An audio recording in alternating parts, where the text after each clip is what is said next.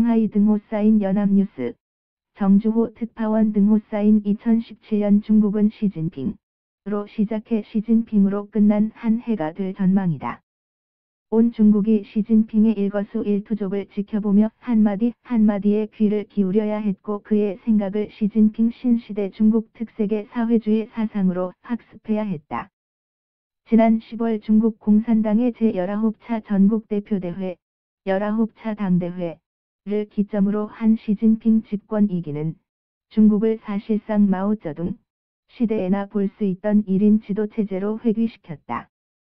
2012년 임기 시작과 함께 총서기 국가주석 중앙군사위 주석의 당정군 3권을 한꺼번에 손에 쥔 시진핑은 임기 중간인 19차 당대회에서 자신의 이름을 딴 시진핑 사상을 공산당 당장, 당헌에 편입시켰다.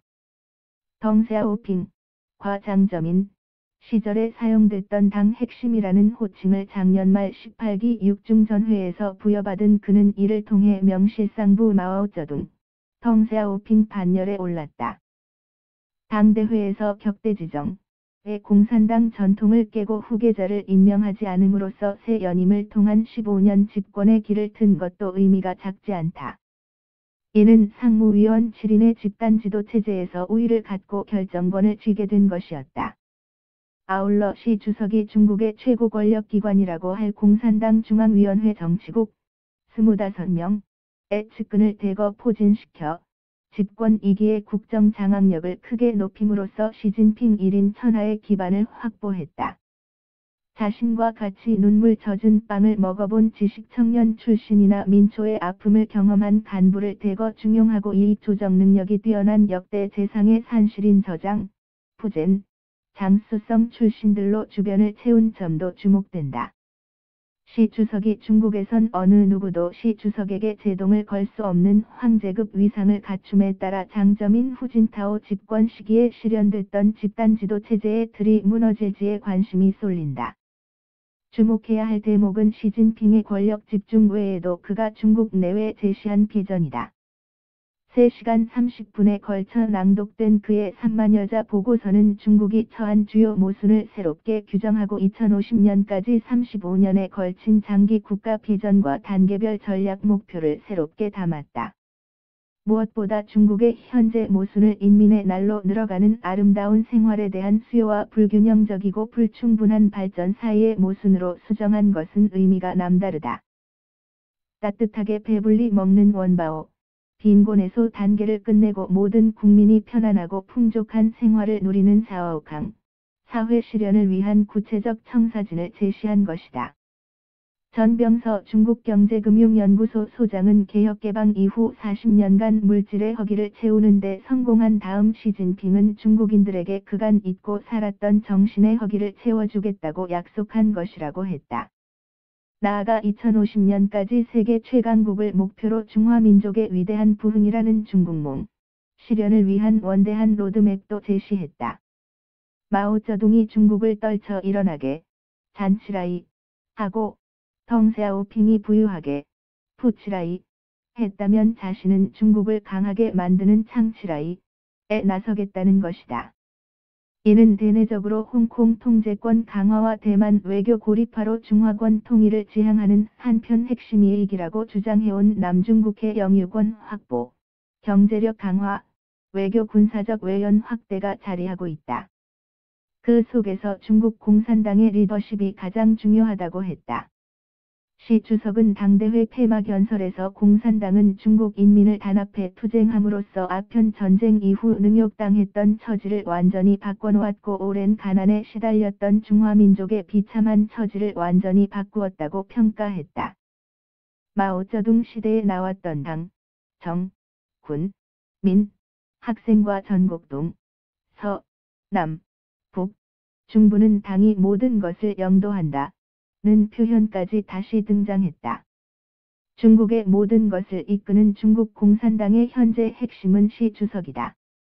즉 이런 비전과 목표를 실현해 줄 테니 반부패 투쟁으로 달라진 당을 믿고 자신에게 이를 추진할 강력한 실권을 달라는 것이 시진핑의 주문이라고 할 수 있다. 시진핑의 권력 집중이 단순히 개인의 권력욕에서 비롯된 것은 아니라는 평가가 그래서 나온다. 19차 당대회의 권력 재편이 시 주석의 의도에 따라 큰 무리 없이 진행된 것으로 미뤄 장점인 등 원로들도 시진핑 권력 집중에 동의했고 이에 일반 민중도 순응했다는 해석이 가능하다. 중국 전문가인 캐리 브라운 영국 킹스 칼리지 런던 교수는 중국 공산당은 국가의 성장에 가장 도움이 되는 존재로 인식시키려 애쓰고 있다며 시진핑의 야망이 과도한 권력욕으로 변할 것이라고 예측하기에는 아직 이르다고 말했다. 그러나 시 황제의 질주를 바라보는 미국과 주변국들은 걱정스럽다. 국수적 애국주의를 등에 업은 내부의 권력 폭주는 주변국의 강공 일변도의 대외 정책으로 현실화될 가능성을 내포한다.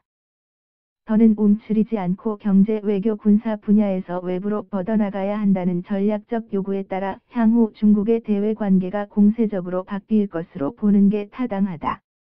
중국 부흥에 대한 자신감을 바탕으로 숨겨두고 있던 도광양회의 칼을 꺼내든 중국은 분발해 성과를 이뤄낸다.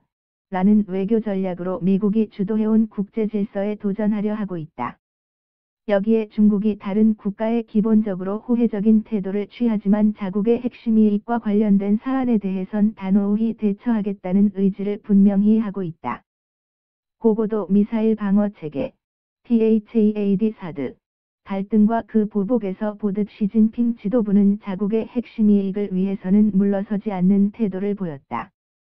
시 주석은 당대회 보고에서 그 어떤 나라도 중국이 자신의 이익에 손해를 끼치는 쓴 열매를 삼킬 것이라는 헛된 꿈을 버려야 한다고도 했다. 자금성을 건립 710년 만에 비워놓고 도널드 트럼프 미국 대통령에게 황제급 예우를 하면서 겉으로는 트럼프의 압박에 대북 제재와 무역 문제에서 상당한 양보를 하는 것처럼 보였다.